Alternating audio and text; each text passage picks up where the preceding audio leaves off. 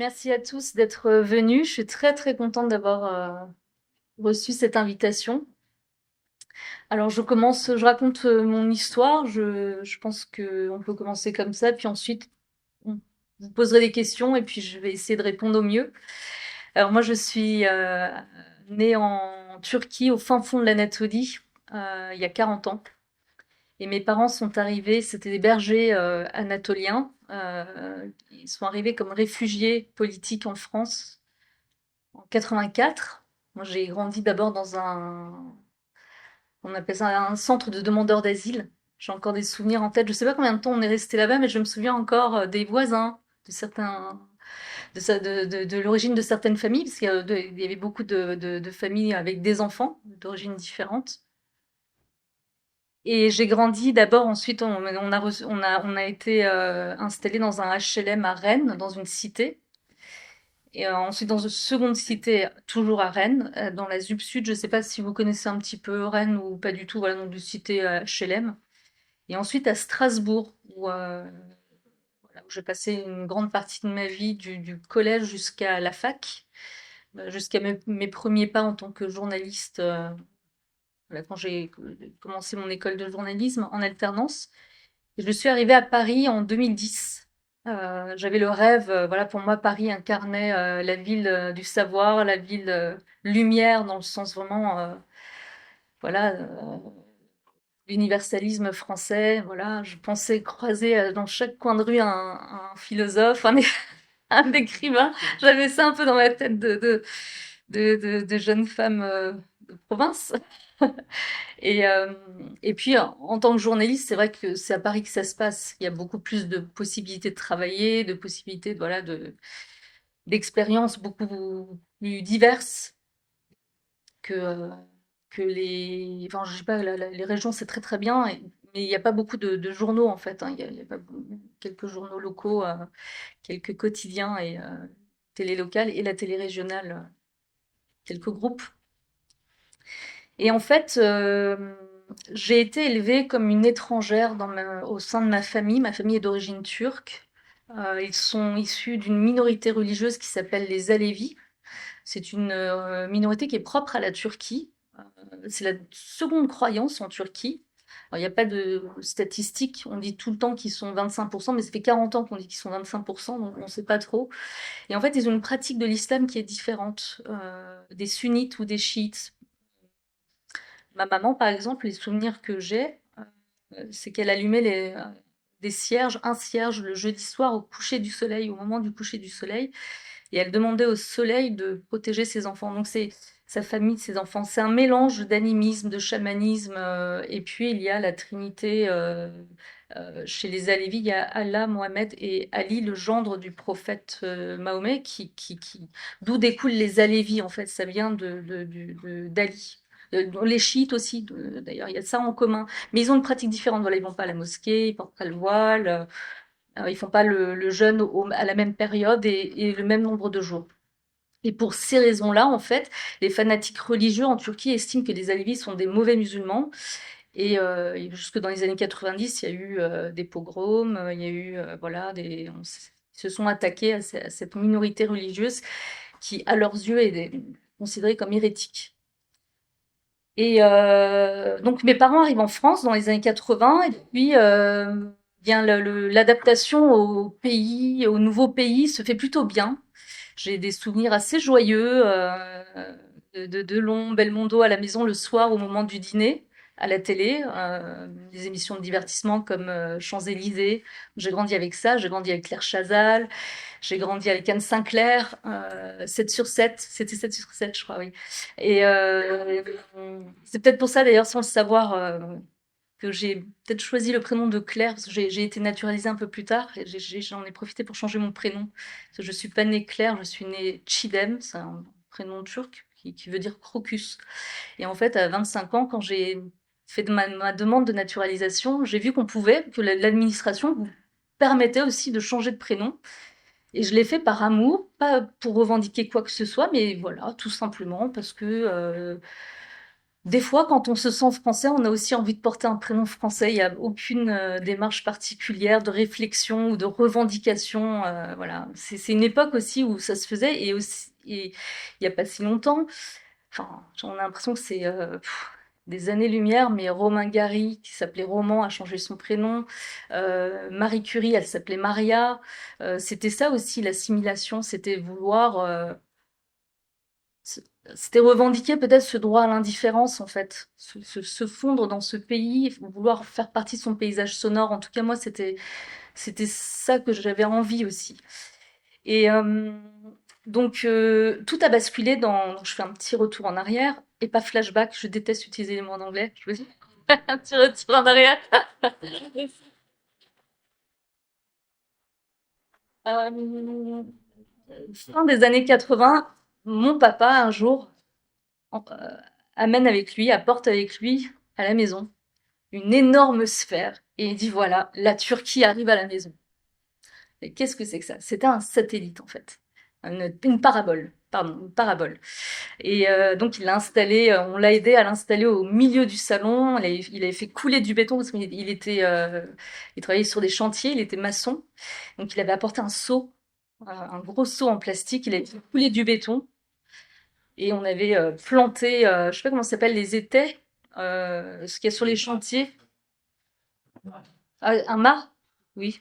Voilà, bah, un mât qu'on a fait planter dedans. On a attendu que ça sèche et puis ensuite il a vissé l'antenne, la parabole dessus et puis voilà, Delon, Belmondo, c'était terminé. On vivait à l'heure turque. Et en fait, il y avait, alors qu'ils veuillent évidemment garder contact avec leur pays d'origine, c'est évidemment normal. Mais il s'est passé quelque chose de plus compliqué pour moi. C'est-à-dire qu'à partir de ce moment-là, ils ont refusé que nous, leurs enfants, pour moi c'était problématique en tout cas, qu'on soit aussi français. Et m'ayant élevée en France, moi je suis arrivée à l'âge d'un an, j'étais d'abord française, avec des origines que je ne renie pas. D'abord c'est insensé, et puis c'est pas possible biologiquement. Je veux dire, ce serait renier ce que je suis moi physiquement, etc.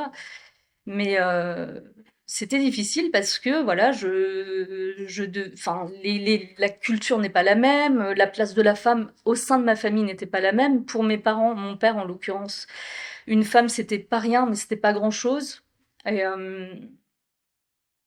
je, je- pour lui, une femme qui, qui était, enfin, la femme n'était pas l'égale de l'homme, donc vous avez bien compris.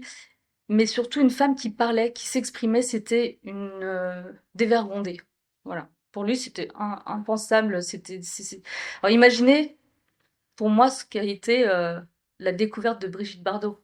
C'était un séisme, un tremblement de terre. Cette femme, hein, au-delà du symbole sexuel, je veux dire, de la libération de la femme qu'elle représentait, moi, ce qui m'intriguait, ce qui me passionnait chez elle, c'était sa liberté de ton. Il n'y a pas de surmoi. Elle est d'une liberté totale. Elle dit ce qu'elle pense. Ça veut pas dire que, ben, il n'y a pas de, enfin, il y a pas de filtre, mais ça veut pas dire qu'elle dit n'importe quoi. Sa pensée est structurée. Elle assume ce qu'elle est. C'est ça qui me fascinait. C'est la manière dont cette femme assumait ce qu'elle était et elle s'en foutait de ce qu'on pense d'elle. Moi, pour moi, c'était incroyable de voir ça.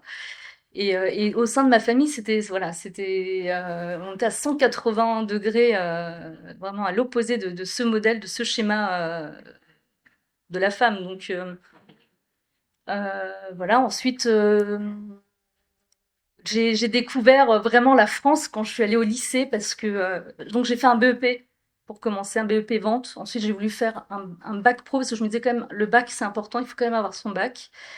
Et quand j'ai eu mon bac, je me suis dit mais non quand même j'ai envie d'aller à la fac, j'ai envie de voir ce que c'est la fac, j'ai envie de faire des études universitaires. Alors j'ai fait un doc de musicologie.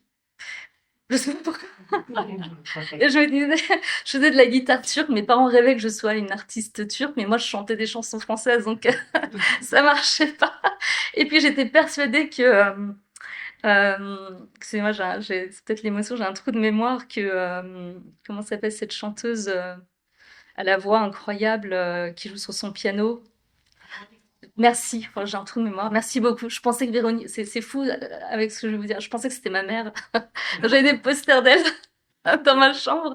Et, et, euh, et donc, voilà, donc, je fais une fac de musicologie et je vois bien en fait que les cours magistraux, je comprends rien. Parce qu'avec un BEP, un bac pro, c'est la vérité. Enfin, on peut pas se nier que le langage n'est pas le même, le niveau enfin, intellectuel n'est pas le même. Donc, j'étais femme de ménage, je payais une étudiante pour qu'elle me fasse des explications de texte, qu'elle me fasse les cours après les cours. Donc, je continuais les cours, je prenais des cours de piano avec elle. Je voulais réussir. Et je savais pas comment, mais je voulais. Donc, je travaillais pour réussir. Puis finalement, j'ai choisi j'ai fait comment on appelle ça, un DUG de langue.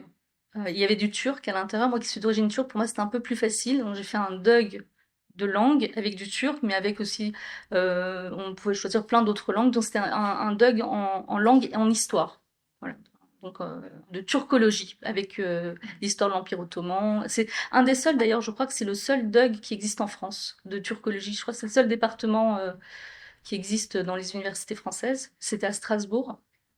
Et ensuite, j'ai voulu devenir journaliste. Euh, et donc, voilà, j'ai passé les concours. J'ai fait une alternance parce que financièrement, pour moi, c'était difficile de faire exclusivement 2 années que d'école. Donc, j'ai fait une alternance avec une télé régionale strasbourgeoise. Et voilà, j'ai fini ma formation et puis je suis arrivée à Paris. Et pour mes parents, évidemment, tout ça n'allait pas dans leur sens. Ils comprenaient pas ce que je faisais, ce que j'étais en train de faire de ma vie. Donc, quand j'étais à l'université, ils m'avaient toujours dit, en fait, mes parents, que si un jour j'avais un petit copain, il fallait que je leur en informe parce que il fallait qu'ils coupent court aux messes basses. Alors, je vivais dans une cité où bah, je parle même pas de féminisme. Être féminine, c'était un combat de tous les jours. Porter des jupes, c'était compliqué. Porter des débardeurs, assumer sa féminité, c'était quelque chose de très compliqué au sein même de ma famille. Et puis même dans la cité, les seules choses auxquelles on avait le droit, c'était d'être insulté. Les seules choses à laquelle on avait le droit, c'était d'être insulté. Voilà, d'être traité de PUTE, etc. Et donc, je rencontre un garçon sur le campus. Je venais d'arriver à la fac. J'avais 19 ans parce que j'ai fait un bac pro. Donc, en fait, le bac pro, c'est BEP et bac pro, ça fait 4 ans au lieu de 3. Donc, j'arrive à 19 ans à la fac. Je rencontre ce jeune homme et vraiment, c'est le hasard. Il avait la même origine que mes parents, la même religion que mes parents. Et je me dis, bah, ça va me faciliter les choses. Il coche toutes les bonnes cases, en fait, pour mes parents. Et en plus, moi, je rêvais aussi, quelque part, secrètement, d'aller à la fac pour rencontrer mon futur mari, mais quelqu'un qui a fait des études, en me disant, il va me libérer, en fait. C'est ma seule échappatoire, c'est ma seule manière de m'émanciper. Et donc, je rencontre ce jeune homme et très vite, je le dis à mes parents parce que je leur avais promis de jamais rien leur cacher. Et c'était le début de l'enfer. Parce qu'ils m'ont forcé à me marier. Donc, les mariages forcés, c'est pas forcément quand on choisit, c'est pas toujours quand on choisit pour vous, c'est aussi quand on vous force à épouser la personne avec laquelle vous êtes. Donc, j'étais amoureuse, mais j'avais pas forcément envie de me marier et pas tout de suite. Et donc, ça a été 4 ans d'enfer parce que lui, ses parents voulaient qu'il finisse ses études. Donc, on a attendu que lui finisse ses études. Il était en master, donc on a attendu qu'il soit en doctorat. Et quand il a eu son doctorat, un jour, il est venu me voir, il m'a dit, voilà, fais les bagages, on part à Istanbul, j'ai eu une bourse. J'ai eu une bourse d'études là-bas pour continuer mon doctorat là-bas. Et ben, on s'en va dans un mois. Et là, je me suis dit, non, c'est pas du tout ce que j'avais prévu. Moi, je voulais passer mes concours de journalisme et il m'a dit non, t'inquiète pas. Là-bas, j'ai des amis, tu seras journaliste, t'as pas besoin de faire d'école, on se débrouillera là-bas. Donc, il est reparti, lui, pour faire finir ses démarches administratives pour qu'on puisse ensuite y aller. Et j'en ai profité pour faire ma demande de naturalisation. C'est vrai que je me suis dit, mais ça aurait rien changé en réalité, parce que c'est pas parce que j'étais devenue française qu'il aurait pu ne pas m'emmener. Enfin, je sais pas, j'ai eu un instinct de survie. Je pensais que psychologiquement, voilà, ça changeait tout psychologiquement en fait. Je me suis dit, mais en fait, t'es française. Pourquoi t'as attendu tout ce temps pour faire cette demande. Et je lui ai fait, alors il était à Istanbul, je lui ai fait un mail, je lui ai dit voilà, c'est fini. J'ai bien réfléchi en fait. Je crois qu'on n'est pas sur la même longueur d'onde, on se projette pas du tout dans, enfin, on voit pas le même horizon en fait.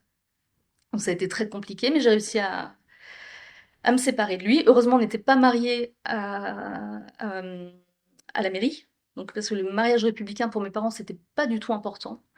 On a fait un mariage, voilà, la fête avec la communauté à Lévis. C'était le plus important pour mes parents, donc j'avais ma robe blanche, etc. Et puis voilà, donc j'ai réussi. Donc ce mariage a duré 1 an et demi. Et au bout d'1 an et demi, j'ai réussi à me séparer de lui. Et là, voilà, j'ai décidé vraiment de prendre ma vie en main. Et voilà, c'était mon parcours d'émancipation en fait. Et ça passait pour moi par ma naturalisation, il fallait que ce soit gravé dans le marbre en fait, que j'étais française, que je m'appelais Claire, que voilà, je devais tout à la France, que la France m'a élevée dans tous les sens du terme, intellectuellement, socialement. Je dois tout à la France en fait. Donc j'ai écrit, donc il y a eu un premier livre qui s'appelle Claire, le prénom de la honte, dans lequel je raconte ce que je viens de vous raconter. Et ensuite, dans ma quête d'identité, mais ça ne regarde que moi. Je dis pas que tout le monde doit faire comme moi et que je suis un modèle à suivre, mais j'avais aussi besoin, moi je concevais comme ça mon identité. Enfin, je voulais aussi être catholique. C'est pour moi, ça allait ensemble en fait. C'était pour moi l'accomplissement de ce que j'étais réellement. Alors je voudrais bien qu'on distingue l'origine et l'identité. Donc l'origine, je l'ai dit tout à l'heure, c'est quelque chose avec laquelle on est. On ne peut pas influer dessus et ce serait même insensé, je pense. En revanche, l'identité, c'est quelque chose qui s'accumule, qui va s'ajouter. Je suis une femme, je suis devenue journaliste, je suis devenue auteure, je suis journaliste, je suis devenue maman, je suis devenue épouse et je suis devenue catholique et française.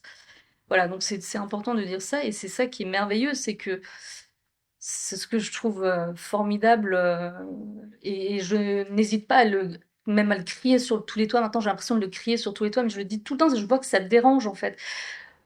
Être reconnaissante envers la France, c'est devenu quelque chose j'avais le sentiment, voilà, qu'être français en France, c'est mal. Tout comme être catholique en France, c'est mal. J'avais vraiment fait ce constat-là, donc j'ai écrit mon premier livre sur mon assimilation à la France, que je revendique. Moi, je fais pas de politique, mais être français, aimer la France, c'est pas faire de la politique. Et le discours que moi je porte, on ne l'entend pas. Les personnes comme moi n'ont pas le vent en poupe. On n'a pas envie d'entendre ces discours positifs, ces discours de reconnaissance, ces discours d'amour.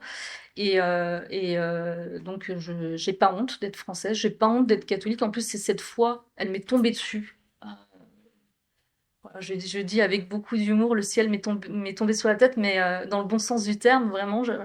J'avais 6 ans, on habitait encore à Rennes avec mes parents, et en sortant de l'école, en fait, j'ai pas fait attention au chemin que j'empruntais parce que mes parents nous accompagnaient pas forcément à l'école, on était assez autonomes. On partait seul et on rentrait seul. Et je cueillais des fleurs, je faisais un petit bouquet. Et quand j'ai levé les yeux, en fait, j'étais à l'opposé de chez mes parents et il y avait cette église devant moi avec les portes grandes ouvertes. J'étais loin d'imaginer évidemment ce que signifiait ce symbole. Donc j'entre tout naturellement, comme on nous y invite en réalité. Et je fais quelques pas, je lève les yeux et je vois le visage de la Vierge avec son enfant dans les bras. Et je sais pas, c'est ça le mystère de la foi. Elle m'a transpercé le cœur et puis elle m'a plus jamais quittée. Et puis j'ai mis 30 ans pour me convertir parce que je pensais que j'étais pas légitime, je pensais que c'est quelque chose qui se transmettait par la famille. Je pensais que c'était trop compliqué, que voilà, il fallait naître dans une famille catholique pour pouvoir comprendre ce que c'est que le catholicisme et pour être légitime en fait. Et c'est à la naissance de mon fils, donc 30 ans plus tard, donc quand j'avais 36 ans, voilà, j'ai pris la décision et je me suis dit, ça y est, je suis prête en fait. Je pense que c'est le bon moment. Je veux élever mon enfant dans la foi catholique. C'est l'occasion pour moi, voilà, voilà, de commencer mon catéchuménat et voilà, de toutes les démarches. Et puis, ça a été un peu compliqué, mais j'ai rencontré un super prêtre, magnifique, merveilleux. Je remercierai jamais assez, qui m'a donné le baptême au paradis. C'est comme ça que commence mon livre. vous découvrirez dès le premier chapitre, ça commence au paradis. J'en dis pas plus, je fais un petit peu durer le suspense. Et le suspense, mais c'est français le suspense, non? On peut dire en France. On va laisser suspendre le mystère. Et, euh, et voilà, donc ce magnifique prêtre. Et puis, bah, du coup, je sais plus. Je sais plus où je vais. Non, non, je vous en prie. Euh,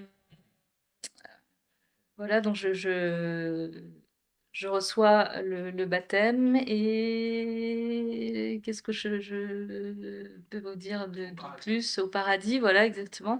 Et voilà, et à mon retour, en fait, c'était pendant le Covid. Donc, on était en vacances avec mon mari et notre fils, juste au moment où le Covid est arrivé et tout en France, on avait atterri et la France était à l'arrêt.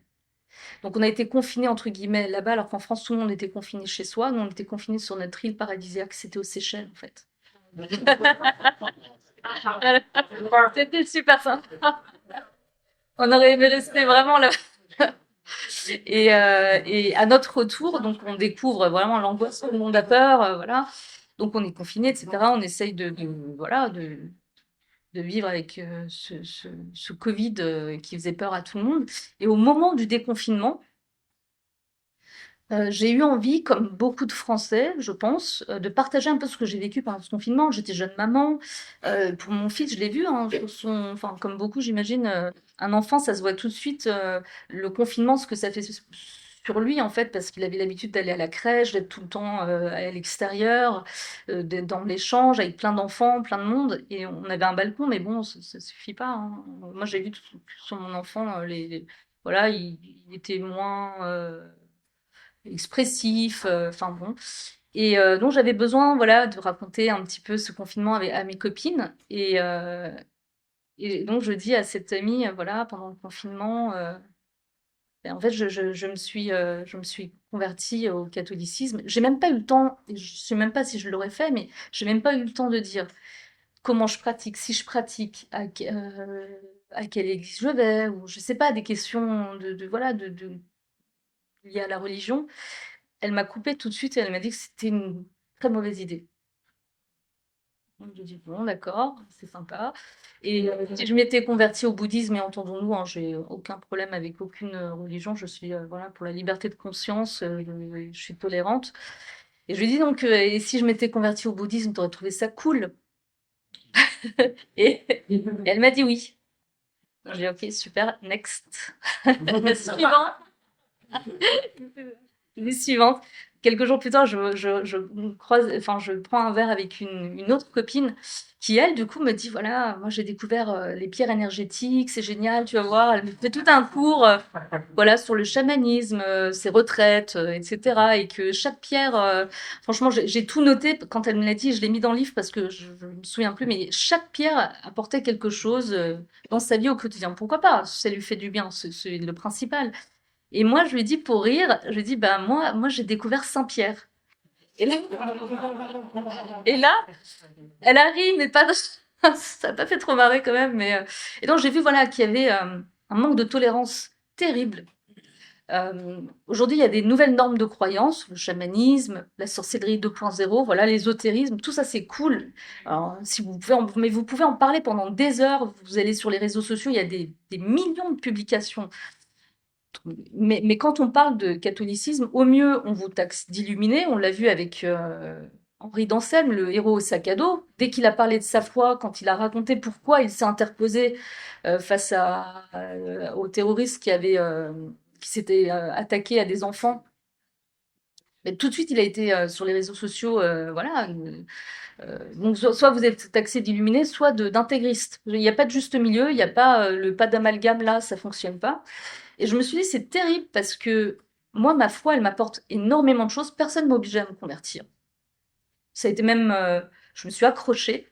Euh, mais bon, je vais parler de choses positives. Ce livre, c'est une ode à l'amour, une ode à Marie, une ode à, à Jeanne d'Arc, une ode à la France, une ode aussi à, à la laïcité qui nous protège en fait, parce que Cette laïcité, elle vient de notre héritage judéo-chrétien. C'est comme ça qu'elle est arrivée, en fait, la laïcité. Et elle nous protège aujourd'hui. Moi, je mesure encore plus aujourd'hui avec ce qui se passe. Comme, comme on est, enfin, notre pays, enfin, entre ce qui se passe dans les pays anglo-saxons et nous, heureusement, c'est pas, on n'est pas là, quoi. On n'est pas encore à ce stade-là avec ces manifestations. Enfin bon, après le 7 octobre, hein, voilà, ces manifestations de soutien à des terroristes islamistes comme le Hamas. Heureusement qu'on n'en est pas là. Donc la laïcité, elle nous protège pas mal. Et donc je dis dans mon livre aussi que il est possible d'être croyant et laïque. L'un n'empêche pas l'autre. Moi, je suis croyante, j'aime ma foi. Être croyant et être français, pour moi, je donne la même définition, c'est-à-dire que pour moi, être français, c'est aimer la France et la défendre. Et être catholique, pour moi, c'est pareil, c'est aimer sa foi et la défendre. Et moi, je défends ma foi. Je n'ai pas honte de ma foi. Et j'espère qu'à travers ce livre, voilà, je voudrais aussi transmettre ça et se rappeler que, en fait, il faut pas avoir honte. Personne, enfin, en face, personne n'a honte de sa foi. Un bouddhiste, il n'a pas honte de sa foi. Un musulman n'a pas honte de sa foi. Et puis, même les protestants, ils n'ont pas honte de ce qu'ils sont. Les églises évangélistes, les évangéliques, ils n'ont pas honte du tout. Ils sont très fiers. Et puis nous, j'ai l'impression, voilà, on se cache, c'est pas bien, voilà, on est dans la repentance. Enfin, c'est assez dingue. Et moi qui viens en plus, qui choisis cette foi, enfin voilà, je pense que j'ai aussi la foi de Béotien, c'est-à-dire que moi, tout m'émerveille. Et moi, ce qui m'intéresse, c'est les belles choses. Quand je vais à la messe, je veux dire, l'odeur d'encens m'émerveille, les vitraux, je trouve ça magnifique. Je regarde, je passe mon temps à regarder. Évidemment, je suis la messe, bien sûr, hein, mais je regarde beaucoup, j'observe beaucoup, je regarde ce qui se passe, je regarde les visages des gens, je, voilà, je veux comprendre en fait, et je veux m'agréger à tout ça, je veux m'assimiler là-dedans, je veux me fondre à tout ça, parce que j'aime, quoi, ça me plaît. Et on a notre petit rituel. Le dimanche, on met notre poulet au four avec mon mari. C'est notre poulet du dimanche. On va à la messe. Au retour, on passe à la boulangerie. On prend une petite pâtisserie pour notre fils. Et puis on rentre, on déjeune, voilà, on mange notre poulet du dimanche. Et il y a quelque chose aussi qui me plaît à la messe.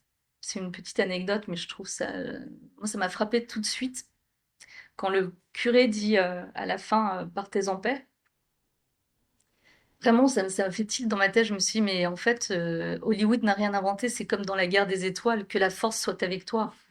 C'est vrai. J'ai trouvé ça génial parce que ça vous donne confiance en vous, ça vous permet, parce que la vie est facile pour personne à l'extérieur. C'est vrai, il y a beaucoup de violence, il y a beaucoup de, on doute beaucoup de ce qu'on fait. Est-ce que moi-même, voilà, j'ai beaucoup de doutes comme beaucoup de personnes, mais en fait, ça me donne confiance en moi, ça me rassure, ça m'apporte aussi, je l'ai pas dit, mais aussi de la culture générale. J'aime la langue française et je me rends compte en fait que beaucoup d'expressions viennent de références bibliques. Capharnaüm, messe basse, tout ça, ce sont des expressions qui, voilà, la langue française, elle est intimement liée la foi. Elle s'est entremêlée, elle s'est construite avec. Et puis, alors moi, je ne suis pas arrivée à la foi par la lecture de la Bible, et je finirai là-dessus. Je suis arrivée au catholicisme par mes lectures d'académiciens. André Frossard, grand académicien, mais aussi grand résistant.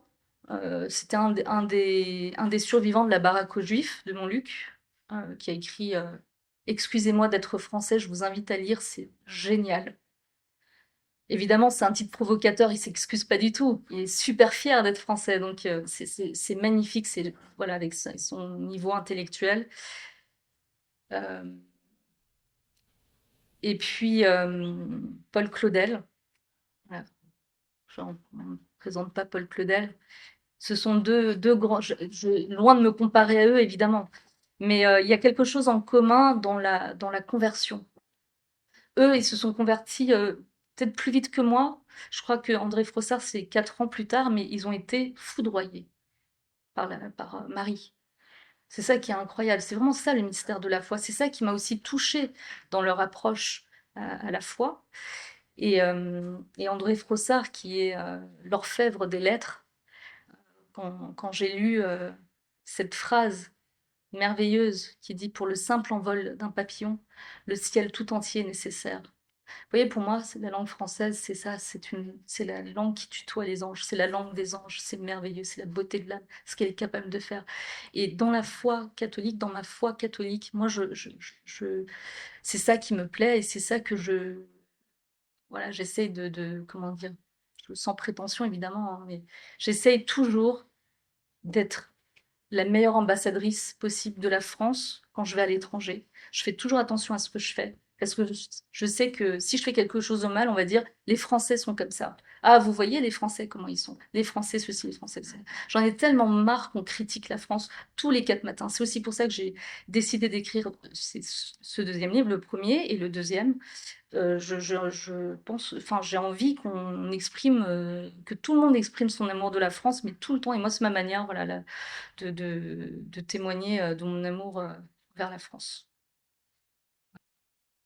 Oui, merci beaucoup pour votre conférence. À propos de laïcité, puisque vous avez aussi vécu à Strasbourg et que Strasbourg, Il y a le c'est Concordat. Oui. voilà, quelle différence vous avez eu? Déjà, est-ce que vous pouvez nous rappeler de quel âge à quel âge vous avez vécu? Moi, j'ai. Est-ce que vous avez pu voir Oui. la différence? Ah, c'est une très bonne Peut-être question. l'Église aussi, puisque l'Église aussi, là, ouais.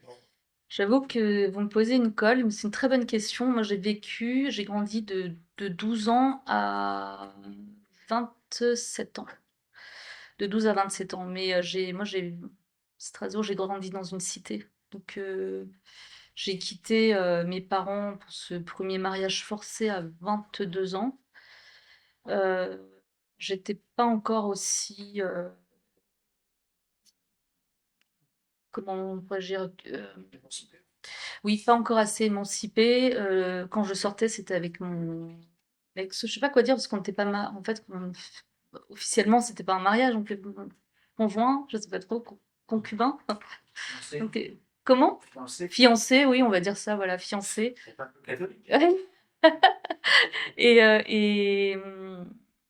Je peux pas vous dire parce que je n'ai jamais étudié la question, jamais. Je ne sais pas. C'est une très très bonne question. Je vais y réfléchir vraiment. Je pense qu'il y a des choses peut-être enfouies, des choses auxquelles j'ai pas fait prêter attention. Euh, ouais.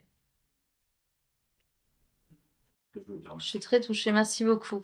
Moi, évidemment, je dis pas que tout est beau et tout est rose. Je vis pas dans le monde de oui, oui, mais voilà, moi, ce qui m'intéresse, ce sont les belles choses. Et quand on s'intéresse aux belles choses, on fait soi-même des belles choses. Et ça change la perception du monde aussi. Je pense que c'est important. Et effectivement, j'ai pas honte. C'est ça qui m'étonne parce que vraiment, alors, oui, j'ai été élevée comme une étrangère en France par mes parents qui voulaient que je sois turque sur tous les pans de ma vie et qui refusaient. Moi, que ça me dérangeait pas qu'ils m'élèvent comme une turque, mais il refusait que je sois française aussi, ce que je disais tout à l'heure. Mais quand je vois, oui, c'est assez fou parce ce que ça a provoqué en face, en fait. Qu'il y ait une partie de l'immigration qui ne veuille pas s'assimiler ou même s'intégrer. On le sait depuis longtemps, ça a toujours existé. Mais moi, j'avais dans mon entourage des personnes, comment je pourrais dire, françaises de souche, de longue date, historiques, des Français historiques. Je ne sais pas quel est le terme qu'il faut employer. Mais ils tenaient les mêmes discours que mes parents. Pour eux, le fait que je change de prénom, c'était une trahison. Le fait que je veuille devenir comme eux, français comme eux, c'était incompréhensible pour eux. Ils tenaient vraiment les mêmes discours que mes parents. Moi, aujourd'hui, dans ma famille, je suis... Pardon, je touche le micro, désolée.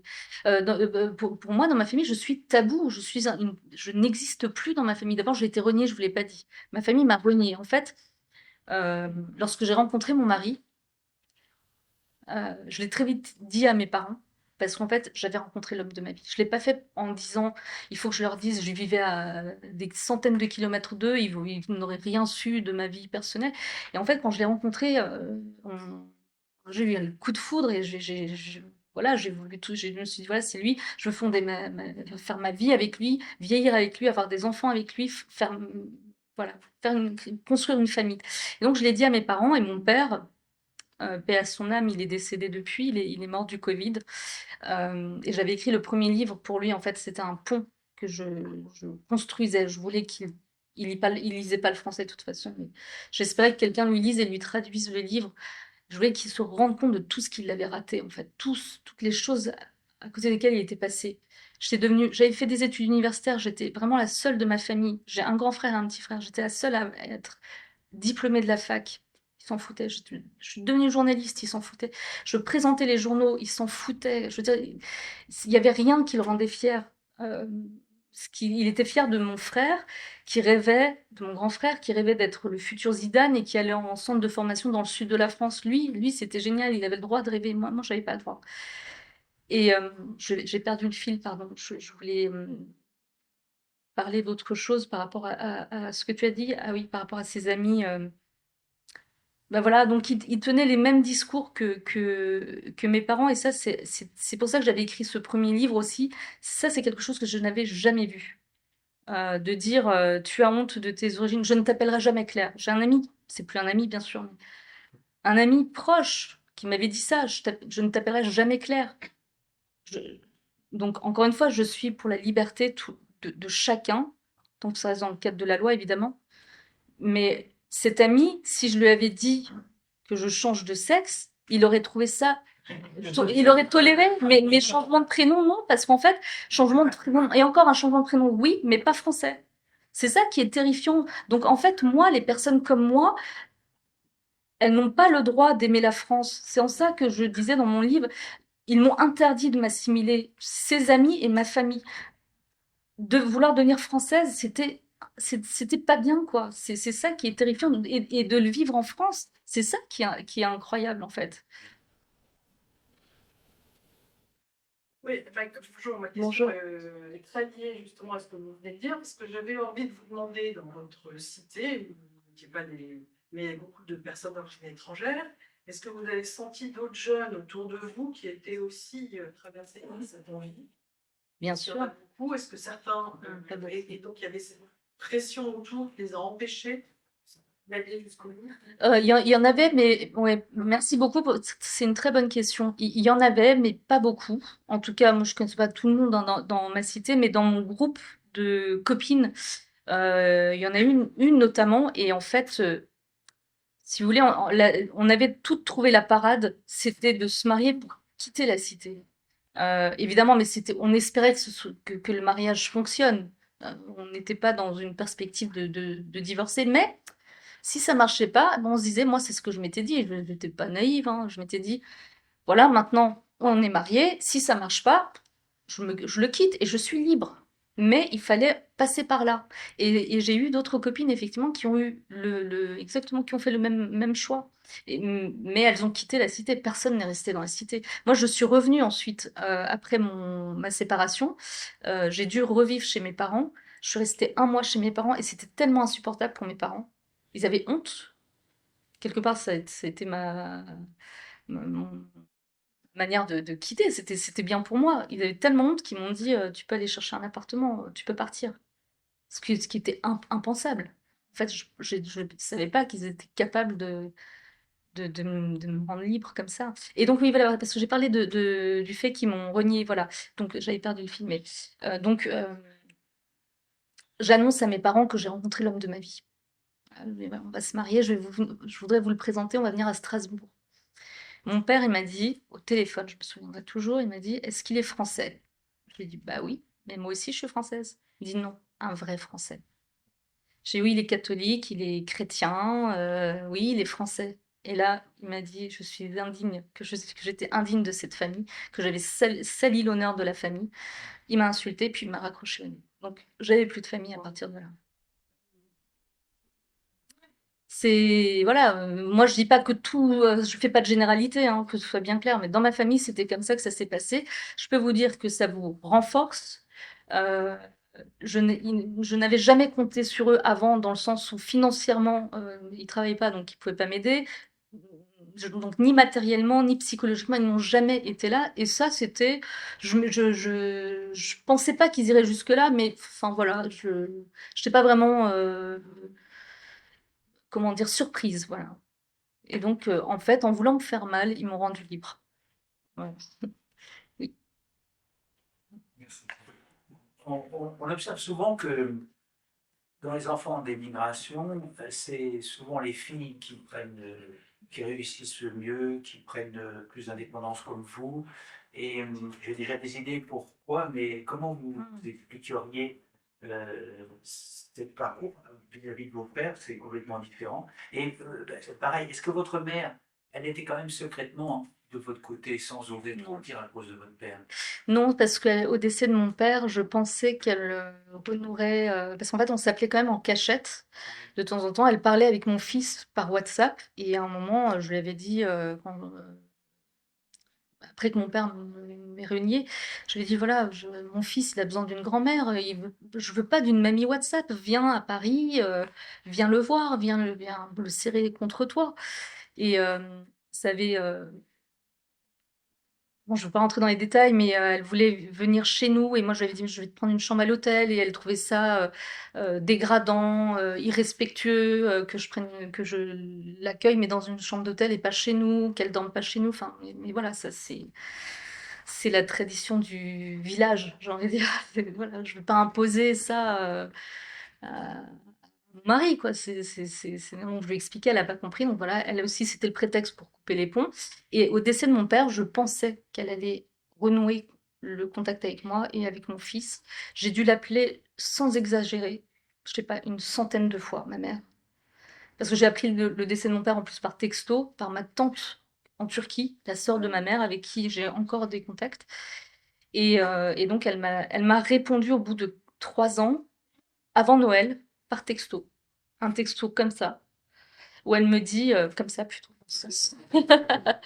elle me disait en gros qu'il fallait que je réunisse le conseil familial, donc mes tantes, mes oncles, ses grands frères et sœurs à elle, qui vivent un peu partout en Allemagne et en Turquie, que je les réunisse et que donc je réunisse le conseil familial et que je m'excuse, que je demande pardon. Mais demander pardon de quoi? Je n'ai pas répondu, j'ai même pas répondu. Voilà, c'est tant pis quoi. À un moment, moi je veux la joie, le bonheur, j'ai envie de vivre dans la joie. Voilà, c'est deux mondes complètement séparés. Expliquez-nous cette différence de parcours entre les filles et les garçons. Écoutez, moi c'est mon explication, mais je sais pas si c'est la bonne, hein. Oui. Mais moi je pense que comme je n'étais qu'une fille, entre guillemets, je mets des guillemets. Ça c'est américain en fait, faut pas faire. Faut que tu te Comme j'étais qu'une fille, euh, ils ne comptaient pas sur moi. Ils n'attendaient rien de moi.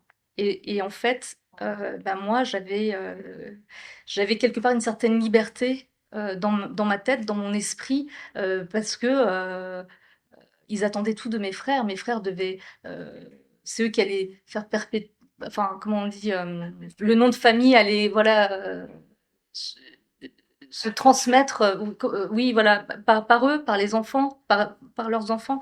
Et moi, pour eux, une femme n'est qu'un buvard, elle devient ce qu'est son mari. Moi, j'allais changer de nom de famille, donc voilà, je pense que c'est ça et que ça vous donne justement une envie de dire, eh oh, moi aussi j'existe, je suis aussi votre enfant, je suis un être humain, j'ai les mêmes droits. Et la France, en plus, on est en France. Bah évidemment que je vais me démener, je vais faire mes études. Mais ils espéraient quand même, à la fin, avoir une main, enfin, décider quand même pour moi, toujours avoir cette main mise sur moi. Donc, je leur ai échappé, et puis la punition, c'est le rejet. Mais bon. Pardon. Oui, Oui, bonsoir Claire. bonsoir, Je voulais savoir, Natacha. par rapport à ton témoignage, si finalement la foi catholique ne t'avait pas libéré du poids du clan, des ethnies et de l'idéologie, parce que tu parles de wokisme aussi, Oui. et finalement t'as amené vers une liberté, quelque chose de beaucoup plus libre, et quelque chose de plus universel et moins confiné. Bah, déjà, encore une fois, ce que j'ai pas dit, c'est que dans la religion de mes parents, enfin, mes parents ne nous ont pas fait d'éducation religieuse. Donc, en fait, en réalité, moi, j'ai pas reçu d'éducation religieuse. Donc, le catholicisme, c'est ma première religion. C'est, ça reste quand même une conversion culturelle, etc. Mais en vérité, c'est ma première religion. Et moi, ce qui m'a frappée, et encore une fois, je ne parle pas des autres religions que je ne connais pas, donc je ne vais pas parler de choses que je ne connais pas, mais je vais parler moi, de mon rapport au catholicisme. Déjà, d'avoir une femme qui est centrale, bah, pour moi, c'est un symbole très, très, très fort. Et aux yeux, et pour la République française, pareil, Marianne, c'était aussi un symbole très fort pour moi. Puis en plus, cette Marianne qui a eu plein de visages, et en premier celui de Brigitte Bardot, encore je reviens encore à elle, mais, mais c'est très très très fort pour moi. Ce sont des symboles très très forts. Et bien sûr, la foi m'a apporté, moi, beaucoup de tolérance, euh, de l'apaisement. Déjà, j'étais apaisée parce que j'avais fait tout le chemin par rapport à l'identité. Moi, je suis très au clair là-dessus. Moi, je suis française, mon pays, j'ai un pays, c'est la France. J'aime la Turquie, mais c'est le pays de mes ancêtres. Moi, je suis française et mon pays, c'est la France. Même si mes ancêtres n'ont pas labouré cette terre, je le dis dans le livre, eh bien moi, j'ai remplacé les sultans de mes parents par les rois de France. Pourquoi la France m'intéresse? Pourquoi les rois m'intéressent? Parce qu'ils sont français. Pourquoi l'histoire de France m'intéresse? Parce qu'elle est française, elle est singulière. Euh, Max Gallo, que tout le monde connaît, qui était aussi un grand académicien, mais il a écrit des pages magnifiques sur Jeanne d'Arc. Encore une fois, pour parler de religion, par exemple, dans les nouvelles croyances, c'est pas des religions, c'est des croyances, il y a la sorcellerie 2.0. Mais ces jeunes filles, moi, j'aimerais qu'elles s'intéressent à l'histoire de Jeanne d'Arc. À 19 ans, cette jeune fille qui lève une armée pour sauver la France et qui est brûlée, elle, qui est accusée de sorcellerie. Mais pourquoi ce personnage pourtant, Max Gallo a écrit, encore une fois, de belles pages sur elle. Et Philippe de Villiers aussi, son livre sur Jeanne d'Arc est exceptionnel. Exceptionnel, vraiment. Pourquoi cette figure, elle n'inspire pas cette jeunesse? C'est ça qui m'intrigue, vraiment. Moi, j'ai grandi avec le roman national turc. Mes parents me racontaient la grande et belle histoire de Turquie. Mais moi, à l'école française, l'école de la République française où j'allais, le mercredi, je prenais des cours. Mes parents m'avaient inscrit à l'école turque. Ça s'appelait comme ça, c'était les ELCO, les écoles de langue et culture d'origine. Voilà. Il y avait un prof qui venait de Turquie. Il nous racontait le roman national, super. Il nous disait, on récitait après lui. Je suis turc, je suis fier, je suis travailleur, des valeurs saines en réalité. Mais pourquoi on nous apprenait à être des citoyens étrangers dans l'école de la République française? C'était l'école publique, ça. Et mes copains, moi, quand le mercredi, j'allais dans cette classe qui était dans la salle polyvalente, dans la même école, eux, ils faisaient de l'art plastique, du dessin, des choses. Moi, ce que je comprenais pas, c'est pourquoi on nous apprenait pas, de manière générale, c'est pas des choses dégradantes d'apprendre la Marseillaise, d'apprendre ce que c'est qu'être un citoyen français. Je trouve que c'est génial, ça fédère la Marseillaise. Moi, la première fois que j'ai entendu la Marseillaise, c'était en vacances dans le village de mes parents. C'était mon oncle, qui était un cinéphile. J'ai appris beaucoup de choses avec lui. Il regardait Casablanca. Et à un moment, il y a la Marseillaise. J'en ai encore des frissons. Moi, j'ai pleuré, j'avais 6 ans, j'ai pleuré. 7 ans, je sais plus si 7 ans. J'ai pleuré et en fait, je me suis dit, la France me manque. C'est quelque chose, quand on est tout petit, on le ressent. Enfin, c'est humain, quoi. C'est pas quelque chose de politique, c'est pas quelque chose d'idéologique.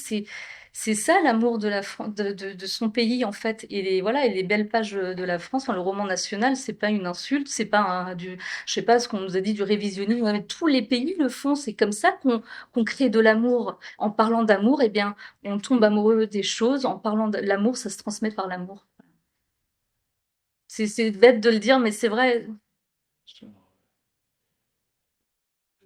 Alors, vous avez parlé, je distinguerais 3 facteurs d'assimilation. Vous avez parlé de la culture, notamment par le cinéma, par la foi aussi.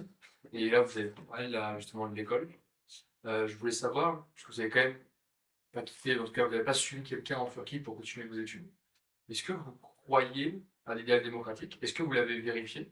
Ou est-ce que c'était quelque chose qui vous motivait? Ou est-ce que vous pensez que c'était un moyen justement de s'échapper d'un cercle familial? La France? La méritocratie. Ah, la méritocratie, oui, je crois en la méritocratie. Je sais pas si elle existe encore, si on l'encourage, puisqu'aujourd'hui on met des quotas pour tout. Enfin, moi je suis issue de l'immigration, mais pardon, j'ai pas envie d'être un quota, quoi. Je représente aucune communauté. Moi revendique mon droit à l'indifférence. Je suis française et je suis journaliste et compétente d'abord. Moi je suis pas là pour flatter mes cousins du bled pour qu'ils disent, oh regarde, il y en a une de chez nous là, elle a réussi en France. Ça m'intéresse pas, moi. Moi, j'ai entendu, sans citer de nom, mais j'ai entendu des politiques dire à quel point dans leur pays d'origine, tout le monde les adore. Mais moi, je me moque, en fait. Moi, ce qui compte, c'est moi, qu'est-ce que je vais faire pour la France? Comment je vais être utile pour mon pays? Comment je peux faire pour être utile? Euh, Déjà enfin, je sais pas, moi, j'ai travaillé 3 fois plus que mes camarades français de longue date, mais pas parce que j'étais victime de discrimination, mais parce qu'il y avait un gouffre culturel, j'avais pas le même niveau. À la maison, moi, il n'y avait pas de livres, il n'y avait pas de sortie culturelle, il n'y avait pas de sortie au cinéma, il y avait pas tout ça, donc il fallait bien, on rattrape jamais le temps perdu, mais il fallait bien que enfin, que je bouche quelques lacunes, quoi. Donc, voilà, si la méritocratie, moi, j'y crois personnellement au fond de moi, mais ouais, enfin, en tout cas, quand on veut instaurer des quotas, je trouve que c'est pas du tout méritocratique, non. C'est pas du tout comme ça. On recrute les gens pour leurs compétences, c'est ce qu'ils vont apporter. Alors, vas-y. Oui, merci pour votre conférence. J'avais deux petites questions. D'abord, vous disiez tout à l'heure, la laïcité nous protège. Bon, au contraire, j'ai l'impression que la laïcité, c'est le moyen par lequel, petit à petit, la France est détruite et on cherche justement à détruire son identité et ses valeurs par ce biais, parce que justement, on dit, oui, par exemple, le port du voile, on ne peut pas l'interdire, c'est la laïcité, En fait, ouais. etc. En fait, elle nous C'est dit le cheval de Troie, un peu, j'ai l'impression. En fait, il faut être. Moi, j'essaie d'être toujours la plus terre à terre, rationnelle. Alors, bien sûr, la foi, c'est de l'ordre de l'irrationnel, hein. Qu'on soit bien clair concernant la foi. Mais sur la laïcité, qu'est-ce qu'elle nous dit, la laïcité? Dans l'espace public, vous êtes discret. Mais chez vous, vous faites ce que vous voulez. C'est ça, la laïcité. Mais vous avez des élus, des personnes qui vont, enfin, même des associations, des militants associatifs qui vont instrumentaliser la laïcité, qui vont l'utiliser parce qu'ils l'ont mal comprise, ou sciemment, vont l'utiliser pour se retourner. Moi, je le remarque, ça n'engage que moi, mais je l'ai vu, c'est toujours pour s'attaquer au christianisme et au catholicisme. On va vouloir supprimer les crèches, on va vouloir changer le nom de Noël en fête d'hiver, supprimer les jours fériés par des jours laïques ou je sais pas quoi, mais ces personnes-là, elles vont le nom des jours fériés, mais ces personnes-là, elles ne cracheront pas sur un jour pas travaillé, par exemple. D'ailleurs, c'est Emmanuel Todd, je crois, qui parlait des catholiques zombies, voilà, qui ont ces réflexes-là, mais qui vont vouloir profiter aussi de ce qui existe, enfin par exemple de ces jours fériés qui vont pas, voilà, vouloir ne pas travailler ces jours-là. Oui, moi c'est là en fait qu'il y a un problème. Moi, il y a une tradition chrétienne en France, elle ne me dérange pas. Et je pense qu'elle ne devrait déranger personne, puisque justement, c'est bien l'histoire de France telle qu'elle a été faite. Il faut pas. Moi, je ne critique. C'est pas moi en plus qui vais critiquer l'histoire de France. Encore une fois, je dis pas que tout est beau, tout est rose. Moi, ce qui m'intéresse, ce sont les belles choses de la France. Et c'est bien cette histoire de France qui a amené la laïcité, qui est très particulière. Cette laïcité française. C'est elle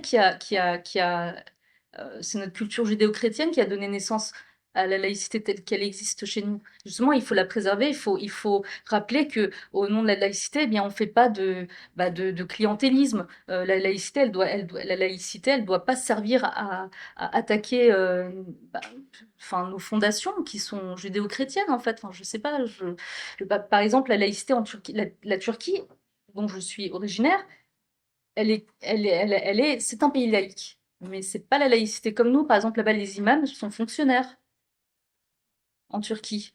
C'est pas vraiment la laïcité à la française. On nous vante tout le temps le modèle anglo-saxon. Ben non, en fait, le multiculturalisme. C'est pas tout le monde vit dans la joie et la bonne humeur mélangés.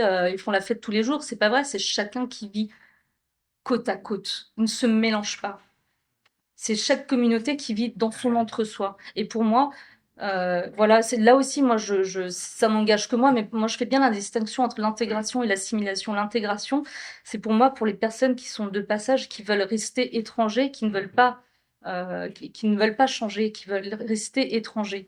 En revanche, l'assimilation, voilà, c'est être un Français au même titre que les autres, voilà, c'est faire cet effort, celui que j'ai fait. C'est pas un effort, c'est un travail de tous les jours et c'est une curiosité. Et je vais le dire moi, ça n'engage que moi, encore une fois, je le redis, je fais pas de politique, mais être français, ça se mérite et qu'est-ce que c'est beau!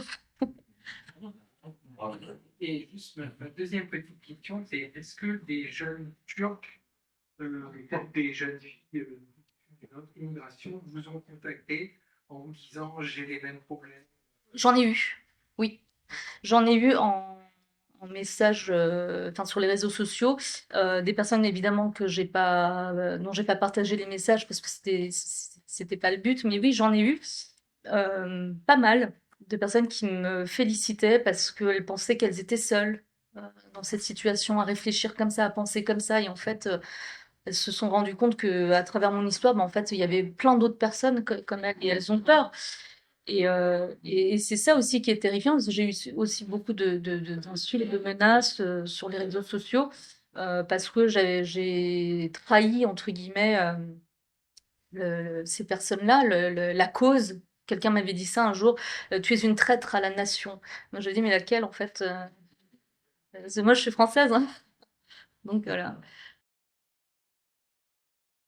Chers camarades, si tu veux plus de contenu, de réinformation, d'éducation populaire et de formation intellectuelle, n'hésite pas à faire un don sur notre page Tipeee.